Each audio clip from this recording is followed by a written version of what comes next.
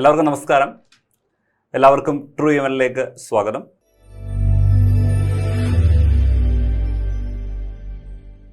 അപ്പോൾ ഇന്നത്തെ ക്ലാസ്സിൽ നമ്മൾ ഡിസ്കസ് ചെയ്യാൻ പോകുന്നത് നമ്മുടെ ഈ റീസെൻ്റായിട്ട് ചോദിച്ച LGS എക്സാമിൻ്റെ ചില ക്വസ്റ്റ്യൻസുകളാണ്.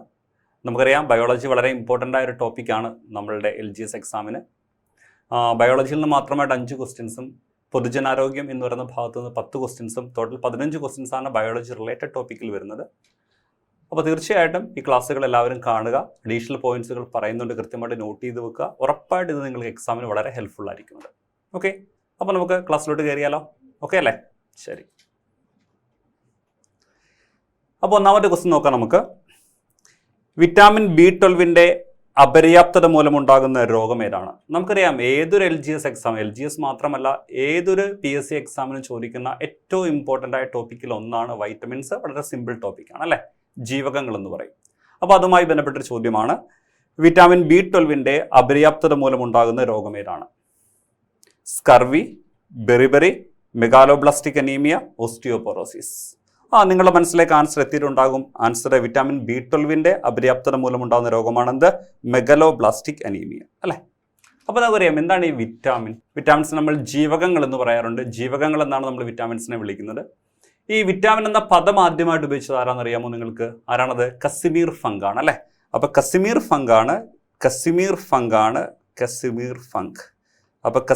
ഫങ്ക് എന്നറിയപ്പെടുന്ന സയന്റിസ്റ്റ് ആണ് വൈറ്റമിൻ എന്ന പദം ആദ്യമായിട്ട് ഉപയോഗിച്ചത്. ഏതൊക്കെയാണ് പ്രധാനപ്പെട്ട വൈറ്റമിൻസുകൾ? നമുക്കറിയാം വൈറ്റമിൻ A വരുന്നുണ്ട്, then vitamin B1, B2, then B3, B5, B6, B7, B9, B12, then vitamin D, vitamin C, vitamin E, vitamin K, അങ്ങനെ ഏകദേശം വൈറ്റമിൻസുകളെ കുറിച്ചൊക്കെ നിങ്ങൾ പഠിച്ചിട്ടുണ്ടാകും അല്ലേ? അപ്പോൾ എല്ലാ എക്സാമിനും ചോദിക്കുന്ന ഒന്നാണ് വൈറ്റമിൻസിനെ കുറിച്ച്. ഇപ്പോൾ വൈറ്റമിൻ എന്ന പദം ആദ്യമായിട്ട് ഉപയോഗിച്ചത് കസിമീർ ഫങ്ക് ആണ് അല്ലേ? വൈറ്റമിൻ എയുടെ അപര്യാപ്തത മൂലമുണ്ടാകുന്ന രോഗം എന്താ പറയാമോ? അതാണ് നിശാന്തത എന്ന് പറയും അല്ലെ? നിശാന്തത അല്ലെങ്കിൽ സിറോഫ്താൽമിയ, ഇതൊക്കെ വൈറ്റമിൻ എയുടെ അപര്യാപ്തത മൂലമുണ്ടാകുന്ന രോഗമാണ് അല്ലേ? വൈറ്റമിൻ B1 നമ്മൾ തയാമിൻ എന്ന് വിളിക്കാറുണ്ട്. അതിൻ്റെ അളവ് കുറയുമ്പോൾ ഉണ്ടാകുന്ന രോഗമാണെന്ത്? ബെറിബറി എന്ന് പറയും. അങ്ങനെയാണെങ്കിൽ വൈറ്റമിൻ B2 വിളിക്കുന്ന പേരെന്താ? നമ്മൾ റൈബോഫ്ലാവിൻ എന്ന് പറയാറുണ്ട്. റൈബോഫ്ലാവിൻ അല്ലേ? വൈറ്റമിൻ B2 അളവ് കുറയുമ്പോൾ ഉണ്ടാകുന്ന രോഗമാണ് നമ്മൾ വായ്പുണ്ണെന്ന് വിളിക്കാറുണ്ട്, അല്ലെങ്കിൽ മൗത്ത് അൾസർ എന്നൊക്കെ പറയാറുണ്ട്, അല്ലെങ്കിൽ മജന്ത ടങ് തുടങ്ങിയ ഡിസീസുകളൊക്കെ വൈറ്റമിൻ B2മായി ബന്ധപ്പെട്ടതാണ്.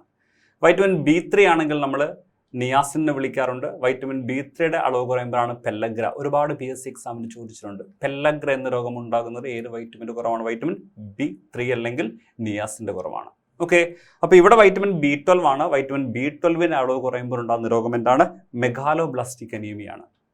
ഈ അനീമിയ എന്ന് പറയുന്ന രോഗവുമായി ബന്ധപ്പെട്ട് നമുക്ക് 3 വൈറ്റമിൻസിൻ്റെ ഡെഫിഷ്യൻസികൾ പറയാം. Vitamin B6, vitamin B9, vitamin B12. Okay, അപ്പോൾ അനീമിയയുമായി ബന്ധപ്പെട്ട് 3 വൈറ്റമിൻസ് ഉണ്ട്. ഏതൊക്കെ വൈറ്റമിൻസുകളെന്ന് പറഞ്ഞ്? ഒന്നാണ് വൈറ്റമിൻ B6 വരുന്നുണ്ട്, വൈറ്റമിൻ B9 വരുന്നുണ്ട്, ദെൻ വൈറ്റമിൻ B12 വരുന്നുണ്ട് അല്ലേ?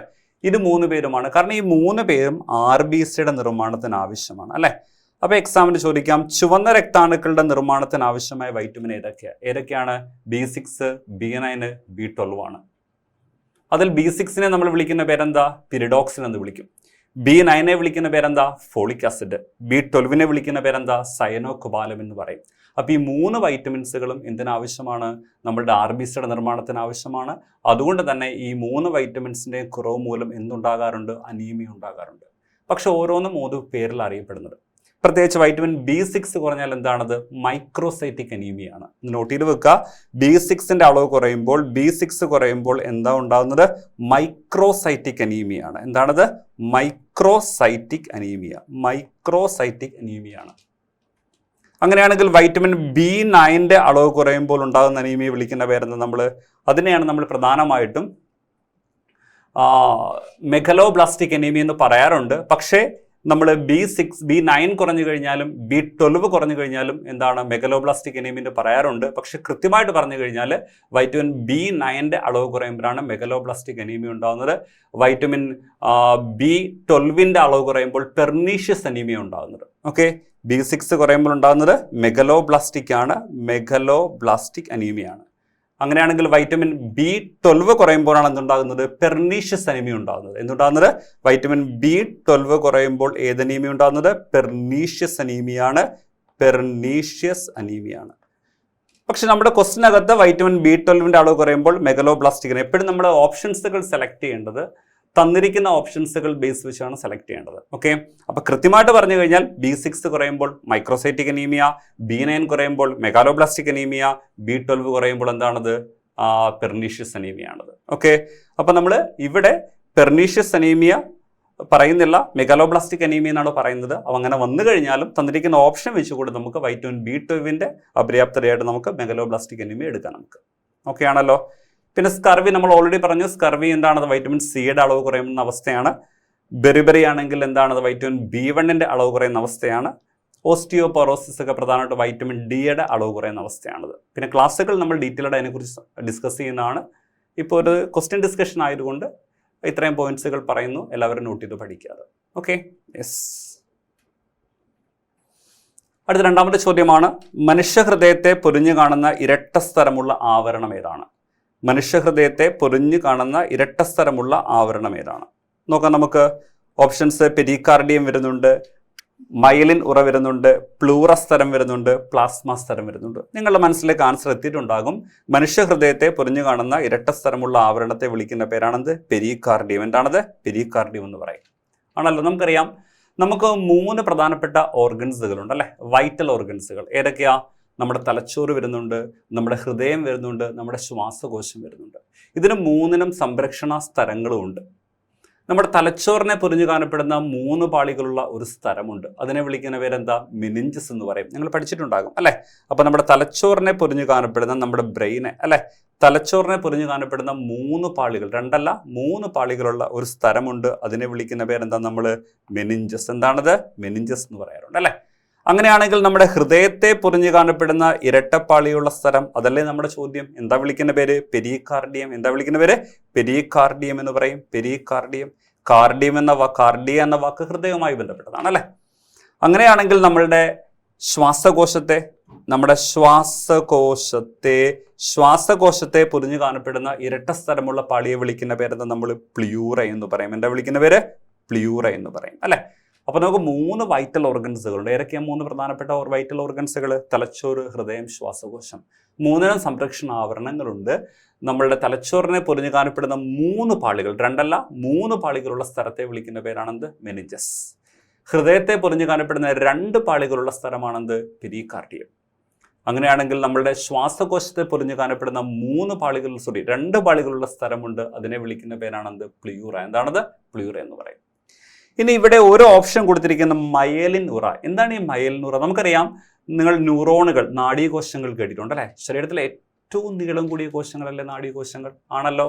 വിഭജിക്കാൻ കഴിവില്ലാത്ത കോശങ്ങളല്ലേ നാഡീകോശങ്ങൾ? ഓക്കെ, അപ്പൊ ഈ നാഡീകോശങ്ങളുടെ ഏറ്റവും നീളം കൂടിയ ഭാഗമല്ലേ ആക്സോൺ എന്ന് പറയുന്നത്? ഈ ആക്സോണിനെ പൊരിഞ്ഞുകൊണ്ട് കാണപ്പെടുന്ന വെള്ള നിറത്തിലുള്ള ഒരു ഉറയുണ്ട്. അതിനെ വിളിക്കുന്ന പേരാണ് എന്താ? മയലിൻ ഉറ എന്ന് പറയും. ഓക്കെ, അപ്പൊ നമ്മുടെ നാഡീകോശങ്ങളുടെ ഏറ്റവും നീളം കൂടിയ ഭാഗമാണ് ആക്സോണുകൾ. ഈ ആക്സോണുകളെ പൊരിഞ്ഞു കാണപ്പെടുന്ന വെള്ള നിറത്തിലുള്ള ഒരു ഉറയുണ്ട്. അതിനെ വിളിക്കുന്ന പേരാണ് എന്ത്? മയലിൻ ഉറ എന്ന് പറയുന്നത്. ഓക്കെ, ക്ലിയർ ആണെന്ന് വിചാരിക്കുന്നു. അപ്പൊ നമുക്ക് അടുത്ത ക്വസ്റ്റ്യനിലേക്ക് പോകാം. അടുത്ത, ശ്വേതരക്താണുക്കളിൽ ഉൾപ്പെടാത്തത് ഏത്? നമ്മൾ ശ്വേതരക്താണുക്കളെ വിളിക്കുന്ന മറ്റൊരു പേരെന്താ കുട്ടികളെ? WBC എന്ന് പറയും, അല്ലെങ്കിൽ ല്യൂക്കോസൈറ്റുകൾ എന്ന് പറയും അല്ലെ. ശ്വേതരക്താണുക്കളെ വിളിക്കുന്ന പേരാണ് ല്യൂക്കോസൈറ്റുകൾ, അല്ലെങ്കിൽ നമ്മൾ WBC എന്നൊക്കെ പറയാറുണ്ട്. അങ്ങനെയാണെങ്കിൽ ശ്വേതരക്താണുക്കൾ ഉൾപ്പെടാത്തത് ഏതാണ്? Neutrophil, thrombocyte, monocyte, lymphocyte. ശ്വേതരക്താണുക്കൾ ഉൾപ്പെടാത്തത് ഏതാണ്? ഓക്കെ, നോക്കാം. നമുക്ക് ആൻസർ എന്താണത്? അത് ത്രോംബോസൈറ്റ് ആണ്. ഈ ത്രോംബോസൈറ്റുകളിൽ വിളിക്കുന്ന ആരാണ്? നമ്മൾ പ്ലേറ്റ്ലെറ്റുകളെയാണ് നമ്മൾ ത്രോംബോസൈറ്റുകൾ എന്ന് പറയുന്നത്. നമുക്കറിയാം, നമ്മുടെ രക്തകോശങ്ങളെ നമുക്ക് 3 ആയിട്ട് തിരിക്കാം. ഏതൊക്കെയാ 3 തരം രക്തകോശങ്ങൾ? ചുവന്ന രക്താണുക്കളുണ്ട്, അല്ലെങ്കിൽ അവരെ എറിത്രോസൈറ്റുകൾ എന്ന് വിളിക്കാം, അല്ലെങ്കിൽ RBC എന്ന് പറയാം. ആണല്ലോ. അടുത്ത എന്താണ്? ശ്വേതരക്താണുക്കളുണ്ട്, അല്ലെങ്കിൽ നമ്മൾ അവരെ WBC എന്ന് വിളിക്കാറുണ്ട്, അല്ലെങ്കിൽ നമ്മൾ ല്യൂക്കോസൈറ്റുകൾ എന്ന് വിളിക്കാറുണ്ട് അല്ലെ. അങ്ങനെയാണെങ്കിൽ അടുത്തയാണെന്ന് നമ്മളുടെ ത്രോംബോസൈറ്റുകളെ വിളിക്കുന്ന മറ്റൊരു പേരെന്താ? പ്ലേറ്റ്ലെറ്റ്സുകൾ എന്ന് പറയാറുണ്ട്. ഓക്കെ, അപ്പൊ രക്തകോശങ്ങൾ 3 തരത്തിലുണ്ട്. ഏതൊക്കെയാണ്? ചുവന്ന രക്താണുക്കൾ, അല്ലെങ്കിൽ എറിത്രോസൈറ്റുകൾ, അല്ലെങ്കിൽ RBC. ശ്വേതരക്താണുക്കൾ, അല്ലെങ്കിൽ ല്യൂക്കോസൈറ്റുകൾ, അല്ലെങ്കിൽ WBC. അടുത്ത എന്താണത്? ത്രോംബോസൈറ്റുകൾ, അല്ലെങ്കിൽ പ്ലേറ്റ്ലെറ്റുകൾ. ഓക്കെ, അപ്പോൾ ഇവിടെ നോക്കുന്ന സമയത്ത് നമ്മൾ ശ്വേതരക്താണുക്കളിലേക്ക് വന്നു കഴിഞ്ഞാൽ ശ്വേതരക്താണുക്കൾ പ്രധാനമായിട്ടും 5 ടൈപ്പ് ഉണ്ട് അല്ലേ?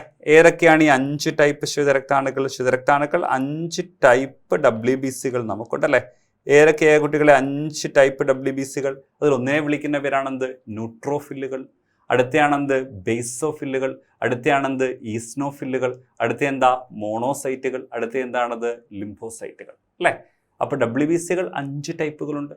ഏതൊക്കെ 5 ടൈപ്പുകൾ? 3 ഫില്ലുകളും 2 സൈറ്റുകളും. ഏതൊക്കെയാ 3 ഫില്ലുകൾ? ഒന്നാണ് ന്യൂട്രോഫില്ല്. അടുത്തയാണ് ഈസ്നോഫില്ല്. അടുത്തയാണ് ബേസോഫിൽ 3 ഫില്ലുകൾ. ഏതൊക്കെ 2 സൈറ്റുകൾ? മോണോസൈറ്റുകൾ, ലിംഫോസൈറ്റുകൾ. അപ്പം നിങ്ങൾ നോക്കി, ഇതിനകത്ത് വരാത്തവരാണത്? ന്യൂട്രോഫില്ലുകൾ വരുന്നുണ്ട്, മോണോസൈറ്റുകൾ വരുന്നുണ്ട്, ലിംഫോസൈറ്റുകൾ. ഇതെല്ലാം WBCയിൽ വരുന്ന ആൾക്കാരാണ്. അതിൽ വരാത്തവരാരാണത്? ത്രോംബോസൈറ്റുകളാണ്. ത്രോംബോസൈറ്റുകളെയാണ് നമ്മൾ പ്ലേറ്റ്ലെറ്റുകൾ എന്ന് വിളിക്കുന്നത്. ക്ലിയർ ആണല്ലോ? ഓക്കെ ആണല്ലോ? അപ്പം നമുക്കിനി അടുത്ത ക്വസ്റ്റ്യനിലേക്ക് പോവാം. DNA നൈട്രോജീനസ് ബേസുകളിൽ ഉൾപ്പെടാത്തത് ഏതൊക്കെയാണ് അല്ലേ? നല്ലൊരു ചോദ്യമാണ്. DNA നൈട്രോജീനസ് ബേസുകളിൽ ഉൾപ്പെടാത്തത് ഏതൊക്കെയാണ്? നമുക്കറിയാം, നമ്മളുടെ DNA മാത്രമല്ല RNA ഉണ്ട് അല്ലേ? നമ്മൾ DNA RNA കൂടെ ചേർത്ത് വിളിക്കുന്ന പേരെന്താ? ന്യൂക്ലിക് ആസിഡുകൾ എന്ന് പറയും ആണല്ലോ. നമ്മൾ DNA RNA കൂടെ ചേർത്ത് വിളിക്കുന്ന പേരെന്താ?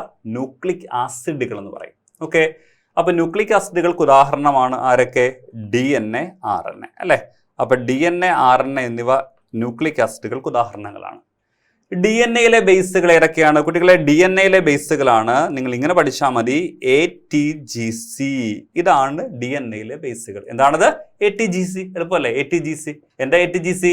Adenine, thymine, guanine, cytosine. ഏതൊക്കെയാണ്?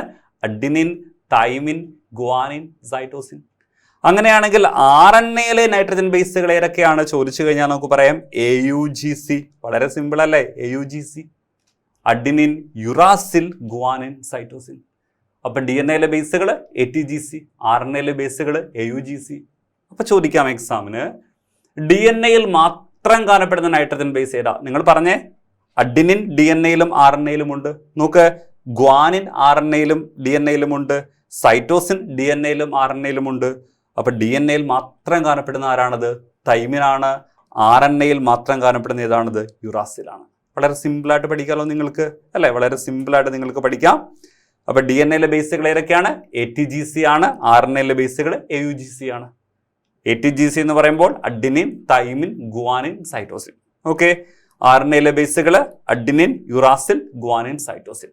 അപ്പൊ DNA മാത്രം കാണപ്പെടുന്ന ബേസ് തൈമിനാണ്. RNA മാത്രം കാണപ്പെടുന്ന ബേസ് യുറാസിലാണ്. ക്ലിയർ ആണല്ലോ? ഓക്കെ, അപ്പൊ നമ്മുടെ ഇതിലെ DNA ബേസുകൾ ഉൾപ്പെടാത്തത് ഏത് മക്കളെ? യുറാസിലല്ലേ? യുറാസിൽ എവിടെ മാത്രമേ ഉള്ളൂ? RNA മാത്രമേ ഉള്ളൂ യുറാസിൽ. അപ്പൊ ഈ കോഡ് പഠിച്ചു വെക്കണേ. ATGC, AUGC, ATGC, AUGC. Okay ആണല്ലോ? യെസ്. നമ്മൾ ഓൾറെഡി ഡിസ്കസ് ചെയ്ത ചോദ്യമാണ്, നിശാന്തതയ്ക്ക് കാരണം ഏത് ജീവകത്തിന്റെ അഭാവമാണ് അല്ലെ?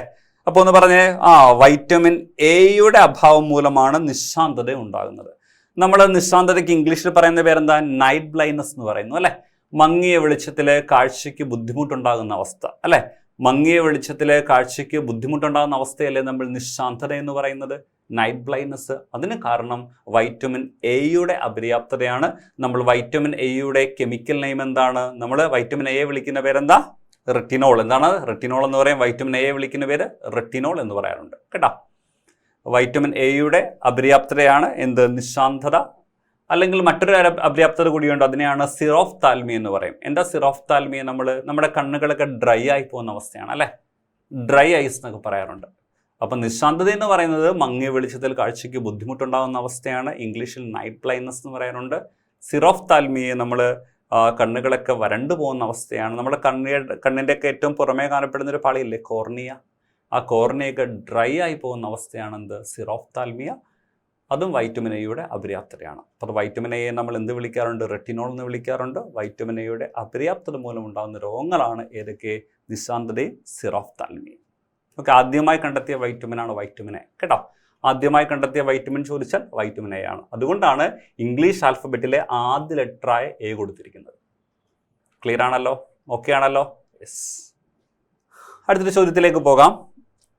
മനുഷ്യ മസ്തിഷ്കത്തിന്റെ വിവിധ ഭാഗങ്ങളും അവയുടെ ധർമ്മവും തന്നിരിക്കുന്നു. ഇവയിൽ ശരിയല്ലാത്ത പ്രസ്താവനകൾ ഏവ എന്നാണ് ചോദിച്ചിരിക്കുന്നത്. നമ്മുടെ ബ്രെയിനുമായി ബന്ധപ്പെട്ട കുറച്ച് സ്റ്റേറ്റ്മെന്റുകളാണ്. സെറിബെല്ലം ശരീരത്തിന്റെ തുലന നില പരിപാലിക്കുന്നു. സെറിബെല്ലം തലച്ചോറിലെ രണ്ടാമത്തെ വലിയ ഭാഗം, ലിറ്റിൽ ബ്രെയിൻ എന്ന് വിളിക്കുന്ന ഭാഗം, അതെല്ലാം അല്ലേ നമ്മൾ സെറിബെല്ലം അല്ലേ പഠിച്ചിട്ടുണ്ടാകാം. തലച്ചോറിലെ രണ്ടാമത്തെ വലിയ ഭാഗമാണ് സെറിബെല്ലം. നമ്മൾ ലിറ്റിൽ ബ്രെയിൻ എന്ന് വിളിക്കുന്ന തലച്ചോറിലെ ഭാഗം സെറിബെല്ലമാണ്. അപ്പോൾ സെറിബെല്ലത്തിന്റെ ധർമ്മത്തിന് നേരെ ശരീരത്തിലെ തുലന നില പരിപാലിക്കുന്നു. കറക്റ്റ് സ്റ്റേറ്റ്മെന്റ് ആണ് അല്ലേ? നമ്മുടെ ബോഡി ബാലൻസിനെ കൺട്രോൾ ചെയ്യുന്ന ആരാണ്? നമ്മളുടെ സെറിബെല്ലമാണ്. ഓക്കെ, ശരീരത്തിന്റെ തുലന നില പരിപാലിക്കാൻ സഹായിക്കുന്നത് ആരാണ്? സെറിബെല്ലമാണ്. ബോഡി ബാലൻസ് നിങ്ങൾ കേട്ടിട്ടുണ്ട്. മദ്യം ഏറ്റവും കൂടുതൽ ബാധിക്കുന്ന തലച്ചോറിന്റെ ഏത് ഭാഗത്തെയാണ്? സെറിബെല്ലത്തെയാണ് അല്ലെ? മദ്യമൊക്കെ ഉപയോഗിച്ച ആൾക്കാർക്ക് ബാലൻസ് ഇല്ലാതെ പോകാറുണ്ട്. കാരണം എന്താണ്? മദ്യം ബാധിക്കുന്നത് സെറിബെല്ലത്തെയാണ്. സെറിബെല്ലമാണ് ബോഡിയുടെ ബാലൻസിനെ കൺട്രോൾ ചെയ്യുന്നത്. അപ്പോൾ ഒന്നാമത്തെ സ്റ്റേറ്റ്മെന്റ് കറക്റ്റ് ആണ്. അടുത്ത രണ്ടാമത്തെ സ്റ്റേറ്റ്മെന്റിലേക്ക് പോകാൻ നമുക്ക്. സെറിബ്രം, ചിന്ത, ബുദ്ധി, ഓർമ്മ എന്നിവയുടെ കേന്ദ്രം കറക്റ്റ് ആണ് അല്ലെ? നമ്മുടെ ബുദ്ധി, ഓർമ്മ, ചിന്ത, ബോധം, കാഴ്ച എല്ലാത്തിൻ്റെയും കേന്ദ്രം എന്താണ്? സെറിബ്രമാണ്. രണ്ടാമത്തെ സ്റ്റേറ്റ്മെന്റും കറക്റ്റ് തന്നെയാണത്. അടുത്തയാണ് മെഡിലോ ഒബ്ലോങ്കേറ്റ ആന്തര സമസ്ഥിതി പരിപാലനത്തിന് പ്രധാന പങ്ക് വഹിക്കുന്നു. സ്റ്റേറ്റ്മെന്റ് തെറ്റാണ്. എന്താണ് മെഡിലോ ഒബ്ലോങ്കേറ്റ? നമുക്കറിയാം, നമ്മുടെ ശരീരത്തിലെ അനൈച്ഛിക പ്രവർത്തനങ്ങളുടെ കേന്ദ്രമാണ് അല്ലെ? അനൈച്ഛിക പ്രവർത്തനങ്ങളുടെ കേന്ദ്രം എന്നാണ്. എന്തൊക്കെയാണ് അനൈച്ഛിക പ്രവർത്തനം? നമ്മുടെ ശ്വാസം, മിടിപ്പ്, അതുപോലെ തന്നെ നമ്മളുടെ എന്താണ് ഹൃദയ സ്പന്ദനം അല്ലയോ, ഹാർട്ട് ബീറ്റ് അല്ലെ? ഇതിനെയൊക്കെ പ്രധാനമായിട്ടും കൺട്രോൾ ചെയ്യുന്ന ആരാണ്? നമ്മളുടെ മെഡിലോ ഒബ്ലോങ്കേറ്റയാണ്. അപ്പൊ ഹൃദയമെടുപ്പായിക്കോട്ടെ, ശ്വാസമെടുപ്പായിക്കോട്ടെ, ഇതിനെയൊക്കെ പ്രധാനമായിട്ട് ശ്വാസനിരക്കായിക്കോട്ടെ, ഇതിനെയൊക്കെ പ്രധാനമായിട്ടും കൺട്രോൾ ചെയ്യുന്ന ആരാണ്? നമ്മളുടെ മെഡിലോ ഒബ്ലോങ്കേറ്റയാണ്. അപ്പൊ ആ സ്റ്റേറ്റ്മെന്റ് തെറ്റാണ് അല്ലെ? ഓക്കെ, അടുത്തത് ഹൈപ്പോതലാമസ്, ഹൃദയസ്പന്ദനം, ശ്വാസോച്ഛ്വാസം. അത് ഹൈപ്പോതലാമസിന്റെ ഫംഗ്ഷൻ അല്ല. അത് യഥാർത്ഥത്തിൽ മെഡുലയുടെ ഫംഗ്ഷനാണ്. ഹൈപ്പോതലാമസിന്റെ ഫംഗ്ഷനാണ് ആന്തര സമസ്ഥിതി പാലനം. മാറ്റി കൊടുത്തിരിക്കും അല്ലേ? അപ്പൊ ആന്തര സമസ്ഥിതി പരിപാലനം ആണ് ആരുടെ ധർമ്മം? ഹൈപ്പോതലാമസിന്റെ ധർമ്മം. ഹൃദയസ്പന്ദനം, ശ്വാസോച്ഛ്വാസം എന്നിവ നിയന്ത്രിക്കുന്നത് മെഡിലോ ഒബ്ലോങ്കേറ്റയാണ്. അപ്പൊ ഇയാളുടെ ഫംഗ്ഷൻ ഇയാൾക്കും, ഇയാളുടെ ഫംഗ്ഷൻ ഇയാൾക്കും കൊടുത്തിരിക്കുക. അപ്പൊ അത് രണ്ടും തെറ്റാണ് അല്ലേ? അപ്പൊ മൂന്നാമത്തെ സ്റ്റേറ്റ്മെന്റ് തെറ്റാണ്, നാലാമത്തെ സ്റ്റേറ്റ്മെന്റ് തെറ്റാണ്. അപ്പം 3, 4 സ്റ്റേറ്റ്മെന്റുകൾ തെറ്റാണ്. ഓക്കെ, അപ്പോൾ ഇതുവരെ നമ്മൾ ഡിസ്കസ് ചെയ്തത് നമ്മുടെ ഈ റീസെൻ്റ് ആയിട്ട് ചോദിച്ചിട്ടുള്ള LGS എക്സാമിൻ്റെ ചില ക്വസ്റ്റ്യൻസുകളും അതിൻ്റെ കണക്റ്റഡ് ഫാക്റ്റുകളുമാണ്. അപ്പോൾ ഈ അഡീഷണൽ ആയിട്ട് പറഞ്ഞ പോയിന്റ്സുകളെ കൃത്യമായിട്ട് നിങ്ങൾ നോട്ട് ചെയ്യണം. ഇനി വരാൻ പോകുന്ന എക്സാമിന് നിങ്ങളോടൊപ്പം നമ്മളും കൂടെ തന്നെയുണ്ട്. നമുക്ക് ഒരുമിച്ച് വർക്ക് ചെയ്യാം. ഓക്കെ, അപ്പോൾ നമുക്ക് അടുത്ത ക്ലാസ്സിൽ കാണാം. എല്ലാവർക്കും ബൈ ബൈ.